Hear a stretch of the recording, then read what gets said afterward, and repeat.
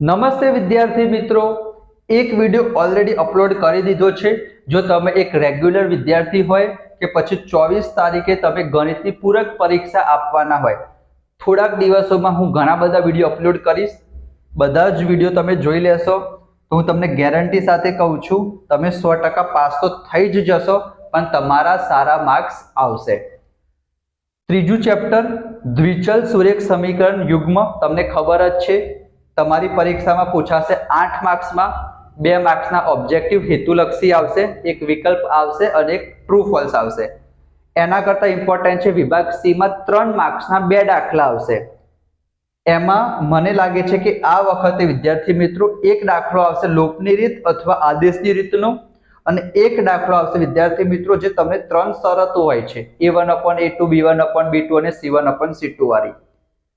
લોપની રીત અને આદેશની રીત પહેલા ભાગમાં વિદ્યાર્થી મિત્રો આપણે 2 દાખલા જોયા હતા। એમાં શું હોય છે લોપની રીત અને આદેશની રીતમાં તમને ખબર જ છે, તમને 2 સમીકરણ આપેલા હશે, એ 2 સમીકરણને આપણે ઉકેલવાના હોય છે અને x ની અને y ની કિંમત આપણે શોધવાની હોય છે। થોડોક બેનિફિટ થશે જ તમને જો લોપની રીત આવડતી હશે તો। તમારી પરીક્ષામાં પૂછાય કે આદેશની રીતથી શોધો, પણ તમે લોપની રીતથી કરી દેશો તો પણ તમને વિદ્યાર્થી મિત્રો પૂરેપૂરા માર્ક્સ મળશે જવાબ સાચો હશે તો। આ પહેલો ભાગ હતો, એમાં આપણે લોપની રીતથી સોલ્વ કર્યું હતું। આ જ 2 દાખલા વિદ્યાર્થી મિત્રો આજે હું તમને આદેશની રીતથી શીખવાડીશ, તો વિડિયોને અંત સુધી જોઈ લેજો અને એના પછી લોપની રીતનો વિડિયો પણ તમે જોઈ લેજો, બરાબર। વિજ્ઞાનના પણ વિડિયો આવશે, પ્રથમ વખત આયા હોય તો ચેનલને સબસ્ક્રાઇબ જરૂર કરી દેજો, બરાબર। 11મા ધોરણમાં આવશે તો અંગ્રેજી પણ આપણે શીખવાના છીએ, બહુ જ મજા આવશે। તો આ દાખલો છે વિદ્યાર્થી મિત્રો, અહીંયા શું લખેલું છે x + y = 5। તો અહીંયા વિદ્યાર્થી મિત્રો હું લખી દઉં x, થોડાક સારા અક્ષર કાઢું કારણ કે તમારું પ્રેઝન્ટેશન સારું હોવું જોઈએ વિદ્યાર્થી મિત્રો। x + y = 5 આ એક સમીકરણ આપેલું છે અને બીજું સમીકરણ શું છે 2x - 3y = 4। તો અહીંયા લખી દઈએ 2x - 3y = 4। આ 2 સમીકરણ આપેલા છે વિદ્યાર્થી મિત્રો, અને આપણને શું કીધું છે કે આદેશની રીતથી x અને y ની કિંમત શોધો। તો સૌથી પહેલા શું કરવાનું, આને નામ આપી દઈએ સમીકરણ નંબર 1, આને નામ આપી દઈએ સમીકરણ નંબર 2। હવે શું કરીશું વિદ્યાર્થી મિત્રો, તમારે કોઈ પણ એક સમીકરણ લેવાનું અને એમાં x ને કરતા બનાવવાનું। પહેલું સમીકરણ લીધું, એમાંથી x ને કરતા બનાવો। કોને કરતા બનાવવાનો, તમે x ને પણ કરતા બનાવી શકો, y ને પણ કરતા બનાવી શકો, કોઈ પણ તમે સમીકરણ લઈ શકો, પણ આપણને ખબર કઈ રીતે ના પડે કે કયું સમીકરણ લેવાથી ઈઝી પડશે। તો તમારે જોવાનું જેનો સહગુણક ના હોય ને વિદ્યાર્થી મિત્રો એને સમીકરણ બનાવવાનું। જેમ કે બીજું સમીકરણ જો એમાં x નો સહગુણક પણ છે, y નો સહગુણક છે, તો એ સમીકરણ નહીં લેવાનું, લઈ શકો પણ ઈઝી નહીં પડે। તમે પહેલું સમીકરણ જો એમાં x નો સહગુણક કેટલો આપેલો છે 1 આપેલો છે, y નો સહગુણક પણ કેટલો આપેલો છે 1 આપેલો છે। તો તમારે જેનો સહગુણક 1 હોય ને વિદ્યાર્થી મિત્રો એ લઈ લેવાનું, એટલે ઈઝી પડશે। આપણે પહેલું સમીકરણ લઈએ તો અહીંયા પહેલું સમીકરણ લખી દઉં x + y = 5। હવે શું કરવાનું, હવે તમે x ને કરતા બનાવી દો, તમે y ને પણ કરતા બનાવી શકો, તમે કોઈને પણ કરતા બનાવી શકો।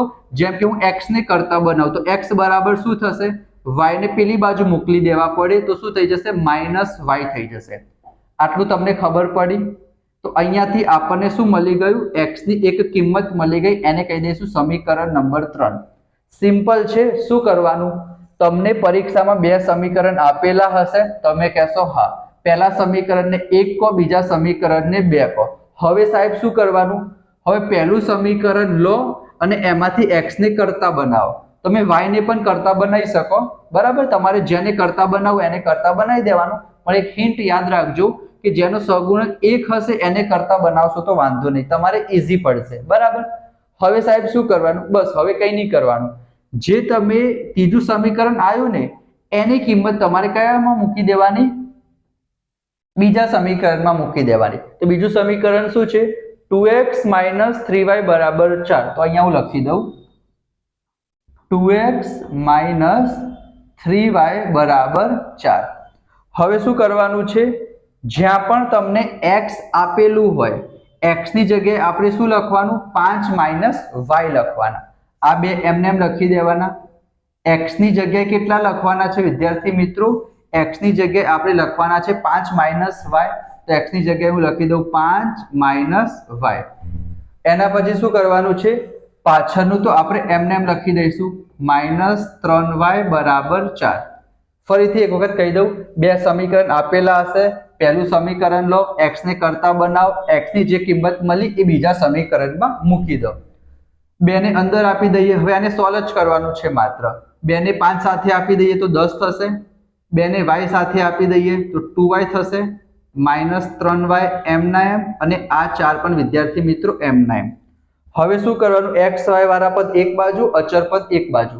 આ બે y વાળા પદ છે એને આ બાજુ જ રવા દઈએ. આ +10 છે વિદ્યાર્થી મિત્રો, એને હું પેલી બાજુ મૂકી દઉં તો -10 થઈ જશે. -2y -3y કેટલા થશે? -5y થશે. આ +10 પેલી બાજુ જાય તો -10 થઈ જાય. તો 4 માંથી 10 જશે તો કેટલા આવશે? -6 આવશે. બંને માઇનસ શું થઈ જશે? પ્લસ થઈ જશે. 5 ક્યાં જતા રહેશે? નીચે જતા રહેશે. ગુણાકારમાંથી ભાગાકારમાં જતા રહેશે. તો y ની કિંમત આપણને મળી 6/5. તો આ જે એક કિંમત મળી એ કિંમતને આપણે ત્રીજા સમીકરણમાં મૂકી દેવાની. x બરાબર કેટલા આપેલા છે? 5 માઇનસ y. તો x ની જગ્યાએ હું લખી દઉં 5 માઇનસ y. y ની કિંમત કેટલી આવી? 6/5. તો y ની જગ્યાએ આપણે લખી દઈએ 6/5. અહીંયા 5 ના નીચે કઈ ના હોય તો શું કહેવાય? 1 કહેવાય. ચોકડી ગુણાકાર કરી દો તો પાયો પાયો 25, 6 એકા 6, નીચે 5 એકા 5. 25 માંથી 6 જશે તો કેટલા આવશે? 19 આવશે. અને નીચે 5 m ના m. તો x ની કિંમત મળી 19/5, y ની કિંમત મળી આપણને 6/5. તો અહીંયા તમે જોઈ શકો છો 19/5 x ની કિંમત અને y ની કિંમત આપણને મળી 6/5. આ વિદ્યાર્થી મિત્રો લૂપની રીત છે. ના જોયો હોય તો આ વિડિયો જોઈને જોઈ લેજો. એના પછી આ છે વિદ્યાર્થી મિત્રો આદેશની રીત. હજી એક દાખલો હું તમને કરાવી દઉં ફટાફટ વિદ્યાર્થી મિત્રો, જેથી તમારા જે કંઈ પણ ડાઉટ હોય એ સોલ્વ થઈ જાય. ચલો, આ જ દાખલો આપણે લઈએ. આ લૂપની રીતથી ગણેલો છે. x ની કિંમત કેટલી મળી હતી આપણને? 3. y ની કિંમત 2 મળી હતી. સમીકરણ શું આપેલું છે? 2x + y બરાબર 8. તો અહીંયા હું લખું વિદ્યાર્થી મિત્રો 2x + y બરાબર 8. એને નામ આપી દઈશું સમીકરણ નંબર 1. x + 1 બરાબર 2y. અહીંયા વિદ્યાર્થી મિત્રો જો અચળ પદ આપણે જમણી બાજુ રાખવાનું, x y પદ ડાબી બાજુ રાખવાના. તો અહીંયા વિદ્યાર્થી મિત્રો અચળ પદ ડાબી બાજુ આપેલું છે તો એને આપણે શિફ્ટ કરી દીધું જમણી બાજુ, અને જમણી બાજુ y વાળું પદ આપેલું હતું એને શિફ્ટ કરી દીધું ડાબી બાજુ. બરાબર. તો શું થઈ ગયું સમીકરણ? x - 2y બરાબર -1. તો અહીંયા લખી દઈએ x - 2y બરાબર -1 સમીકરણ નંબર 2. હવે શું કરવાનું છે વિદ્યાર્થી મિત્રો? મેં તમને શું કીધું હતું? પહેલા સમીકરણમાંથી x ને કરતા બનાવ. પણ અહીંયા વિદ્યાર્થી મિત્રો x ને કરતા નહીં બનાવીએ. કેમ? કારણ કે x ના પાસે સહગુણક 2 આપેલો છે. તો આપણે કોને કરતા બનાવીશું? y ને કરતા બનાવીશું. તો પહેલા તો પહેલું સમીકરણ લખી દઉં 2x + y બરાબર 8. તમે x ને કરતા બનાવશો તો પણ ચાલશે, જવાબ તો આવશે જ, પણ થોડીક પ્રોસેસ લાંબી થઈ જશે. તો આપણે y ને કરતા બનાવીશું. તો y બરાબર શું થશે? આ જે 2x વાળું પદ આ બાજુ પ્લસ હતું, આ બાજુ જશે તો શું થઈ જશે? માઇનસ થઈ જશે.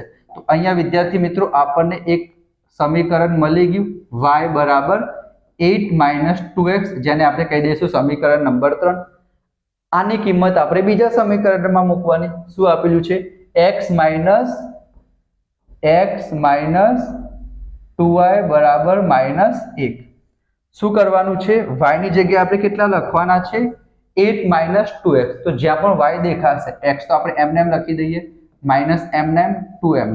અહીંયા વિદ્યાર્થી મિત્રો જે આપણને y આપેલા છે, y ની જગ્યાએ કેટલા લખવાના છે? 8 - 2x.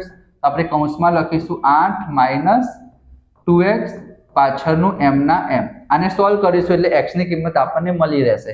આ x m ના m 2 ને અંદર આપી દઈએ તો 2 × 8 કરીશું તો કેટલા થશે? 16 થશે. અહીંયા પણ માઇનસ માઇનસ પ્લસ થઈ જશે, તમને ખબર જ હશે.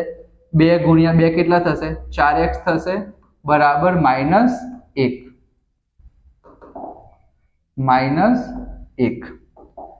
હવે શું કરીશું વિદ્યાર્થી મિત્રો, આ -16 ને આપણે પેલી બાજુ લઈ જઈએ તો +16 થશે। તો હું લખું આ 1, અહીંયા કઈ ના ખબર પડે તો 1x તમારે લખી દેવાનું, બરાબર। તો અહીંયા હું લખી દઉં 1x + 4x બરાબર -1। આપણે ખાલી આ -16 હતા એને પેલી બાજુ લઈ ગયા તો +16 થઈ જશે। 4 ને 1 કેટલા થશે? 5x થશે। 16 માંથી 1 જશે તો કેટલા આવશે? 15 આવશે। 5 ગુણાકારમાંથી ક્યાં જતા રહેશે? ભાગાકારમાં જતા રહેશે। તો આપણને ખબર છે 5 તરી કેટલા થશે? 15 થશે। તો x ની કિંમત આપણને કેટલી મળી ગઈ? 3 મળી ગઈ। એ x ની કિંમત આપણે અહીંયા મૂકી દઈએ તો શું આપેલું છે? y બરાબર 8 - 2। x ની જગ્યાએ કેટલા લખવાના છે? 3 લખવાના છે। તો 8 2 તરી 6, 8 માંથી 6 જશે તો કેટલા આવશે? 2 આવશે। તો y મળ્યા 2, x મળ્યા 3। તો અહીંયા જો x મળ્યા 3, y મળ્યા 2। તો આન્સર તો તમારો સેમ જ આવશે, પણ આ છે વિદ્યાર્થી મિત્રો લોપની રીત અને આ છે વિદ્યાર્થી મિત્રો આદેશની રીત। બે સમીકરણ આપેલા હશે, એમાંથી તમે કોઈ પણ સમીકરણ લઈ શકો છો। એક સમીકરણ લેવાનું, એમાંથી તમારે x અથવા y ને કરતા બનાવવાનું। કોને કરતા બનાવીશું? જેનો સહગુણક 1 હશે તો ઈઝી પડશે। તો એ કિંમત મળશે, એ કિંમત તમારે બીજા સમીકરણમાં મૂકી દેવાની તો તમને એક ઓફિશિયલ કિંમત મળી જશે અને 1 ની કિંમત તમારે ત્રીજા સમીકરણમાં મૂકી દેવાની તો y ની કિંમત મળી જશે। તો આઈ હોપ તમને ખબર પડી હશે।